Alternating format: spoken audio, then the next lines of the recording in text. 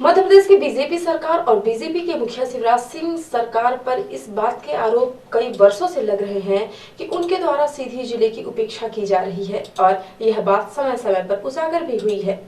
लेकिन इस बार मध्य प्रदेश विधानसभा अध्यक्ष के चयन को लेकर बीजेपी आला कमान द्वारा सीधी जिले के साथ की गई उपेक्षा खुलकर सामने आई है। इस बार विधानसभा अध्यक्ष की दौड़ में 2 लोगों के नाम थे, जिनमें प्रमुख रूप से रीवा देवतालाब के विधायक गिरीश गौतम और सीधी के वरिष्ठ बीजेपी विधायक केदारनाथ शुक्ल के नाम शामिल थे। लेकिन एक बार फिर से किस्मत के साथ बीजेपी की आला कमान के निर्णय ने सीधी की जनता को ठगा सा महसूस करा दिया है और भाजपा ने आखिरकार विधानसभा अध्यक्ष के लिए देवतालाब विधायक गिरीश गौतम का नाम तय कर दिया। विधानसभा अध्यक्ष पद की दौड़ में सीधी विधायक एवं वरिष्ठ नेता केदारनाथ शुक्ल का भी नाम था, लेकिन वो फिर विधानसभा अध्यक्ष बनते बनते रह गए, जिसके बाद उनका दर्द बाहर आया। एक निजी चैनल को दिए गए इंटरव्यू में केदारनाथ शुक्ल ने कहा कि समय बड़ा बलवान होता है। कांग्रेस में हमेशा सीधी को मंत्रिमंडल में तवज्जो दी गई, पर भाजपा ने आज तक सीधी से किसी को मंत्री नहीं बनाया। वैसे सीधी जिले को भारतीय जनता पार्टी में कभी भी मौका नहीं मिला है। सीधी जिले में कांग्रेस के कद्दावर नेता अर्जुन सिंह रहे हैं, लेकिन अर्जुन सिंह के समय भी सीधी से 2 मंत्री हुआ करते थे। कांग्रेस में सन 1972 के बाद लगातार 2-2 मंत्री होते रहे। भाजपा के समय में भी ये मौका नहीं मिला है। उम्मीद है कि भाजपा के समय भी मौका मिलेगा।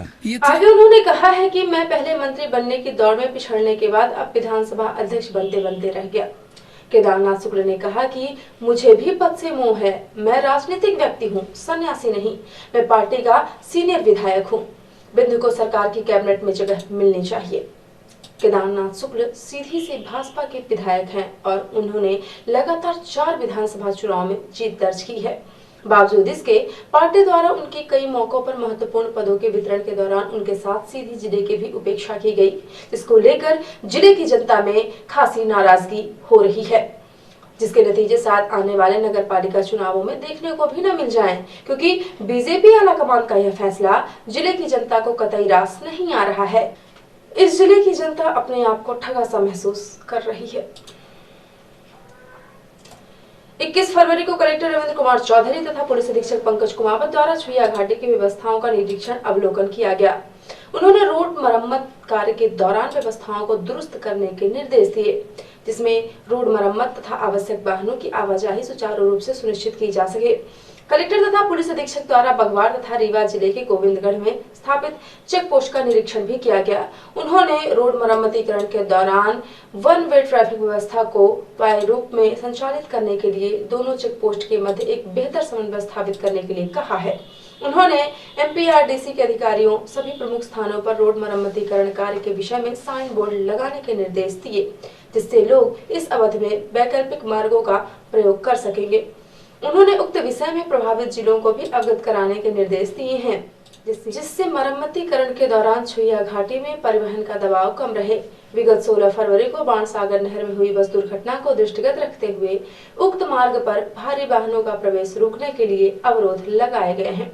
निरीक्षण के दौरान कलेक्टर तथा पुलिस अधीक्षक ने अवरोधक की मजबूती तथा रात्रि के समय भी वह ठीक से दिखाई दे, इसके लिए आवश्यक उपाय करने के निर्देश दिए हैं।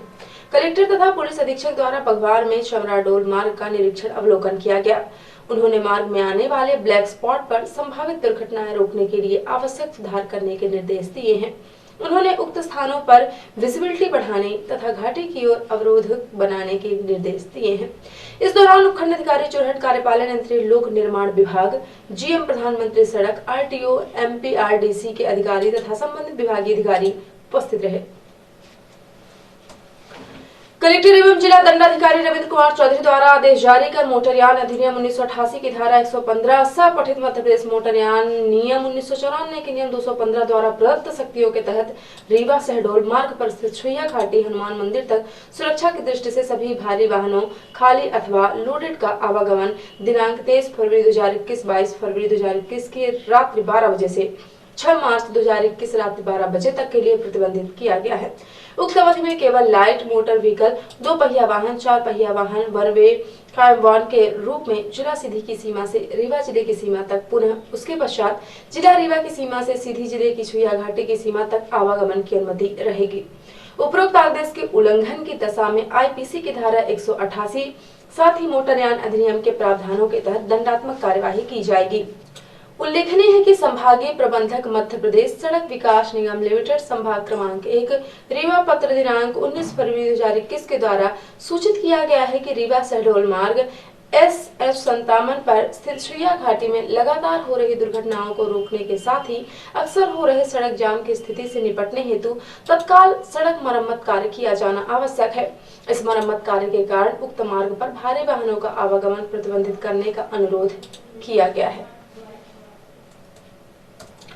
इंद्रवती नाट्य समिति सीधी रंगमंच के कलाकारों ने दिनांक 20 फरवरी 2021 को कालिदास अकादमी उज्जैन द्वारा आयोजित 3 दिवसीय संस्कृत नाट्य महोत्सव के तीसरे समापन अवसर पर महाकवि कालिदास की प्रथम नाट्य कृति मालविकाग्निमित्रम का पंडित सूर्य नारायण व्यास संकुल हॉल के मंच में अद्भुत मंचन किया, जिसे देखने के लिए उज्जैन के स्थानीय रंगकर्मी, कलाकार, साहित्य और सुधी दर्शक भारी तादाद में पहुंचे थे। तीसरी घंटी बजते ही कलाकारों ने ओम मंत्रोच्चारण के साथ मंच पर प्रवेश किया। रंगीन रोशनी ने सभी दर्शकों को आकर्षित किया। नांदी पाठ और शिवाष्टक से नाटक की शानदार शुरुआत हुई। सुमधुर संगीत ने लोगों का दिल जीत लिया।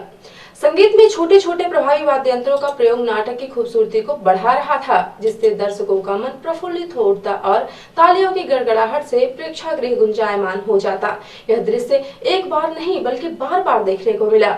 नाटक की प्रस्तुति उपरांत जहां एक और अभिनय और निर्देशन की सराहना कर रहे थे, वहीं दूसरी तरफ नाटक में संगीत का प्रयोग चर्चा का विषय बना रहा।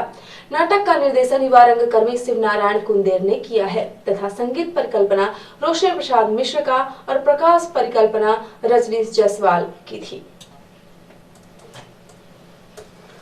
21 फरवरी को आईटी एवं सोशल मीडिया सेल के धौनी विधानसभा के अध्यक्ष प्रेमलाल पनका द्वारा ग्राम पंचायत कुचवाही में आयोजित वॉलीबॉल टूर्नामेंट के फाइनल मैच में आयोजक कमेटी धौनी विधानसभा ग्राम पंचायत कुचवाही द्वारा मुख्य अतिथि यूथ कांग्रेस कमेटी के जिलाध्यक्ष देवेंद्र सिंह दादू और कार्यक्रम की अध्यक्षता आईटी एवं सोशल मीडिया सेल के जिलाध्यक्ष पंकज सिंह की मौजूदगी में संपन्न हुआ। फाइनल मैच कुचवाही और निगरी की टीम के बीच खेला गया और निगरी टीम विजेता हुई और कुचवाही टीम उप विजेता। युवा कांग्रेस अध्यक्ष ने कहा कि मैं चाहता हूं कि हमारे बीच भी खिलाड़ी जिला, स्टेट और राष्ट्रीय स्तर पर खेलें और इसके लिए युवा कांग्रेस की तरफ से जो मदद हो सकेगी वो हम अपनी तरफ से करेंगे। पंकज ने कहा कि वॉलीबॉल खेलने में उम्र की कोई पाबंदी नहीं और कोई भी खेल हो, खेलने से शरीर स्वस्थ तंदुरुस्त रहता है। सभी को खेल हमेशा खिलाड़ी भावना से खेलना चाहिए। और अब पेश है प्रादेशिक हलचल।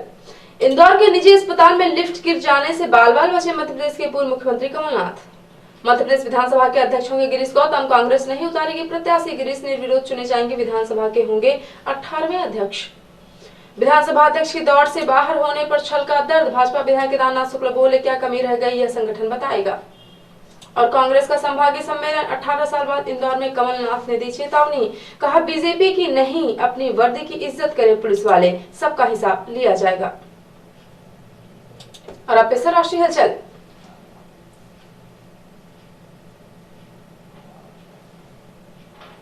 मोदी ने दिल्ली में भाजपा के राष्ट्रीय पदाधिकारियों की बैठक ली। 5 राज्यों के चुनाव और कृषि कानूनों पर बनी रणनीति।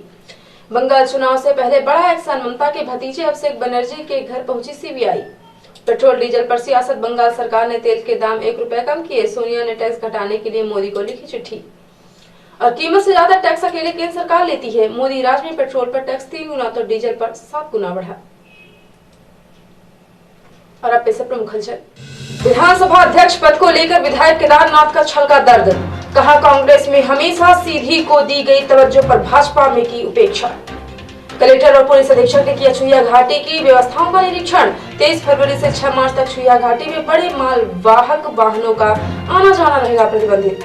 छुइया घाटी में 23 फरवरी से 6 मार्च तक सभी भारी वाहनों का प्रवेश रहेगा प्रतिबंधित। जिला मजिस्ट्रेट ने जारी किया आदेश। इंद्रवती नाट्य समिति सीधी रंगमंच के कलाकारों ने महाकाल की नगरी उज्जैन में मालविकाग्निमित्रम नाटक का किया अद्भुत मंचन। और आरटी एवं सोशल मीडिया से कांग्रेस द्वारा आयोजित वॉलीबॉल टूर्नामेंट का फाइनल मैच का हुआ समापन। तो ये थी आज की प्रमुख हलचल। यदि आप न्यूज फेसबुक पर देखते हैं तो पेज को लाइक और फॉलो करें। यूट्यूब पर देखते हैं तो चैनल को लाइक और सब्सक्राइब करना बिल्कुल ना भूलें। आप किसी भी न्यूज को तत्काल पढ़ने के लिए लॉग इन करें www.ntvindianews.com। सीधी एवं बिंदी की प्रत्येक न्यूज का अपडेट तुरंत अपने फोन पे पाना चाहते हैं तो आप प्ले स्टोर से हमारा app NTV India news download करें और जुड़े रहें अपने आसपास की समस्त गतिविधियों से NTV इंडिया न्यूज के साथ। नमस्कार।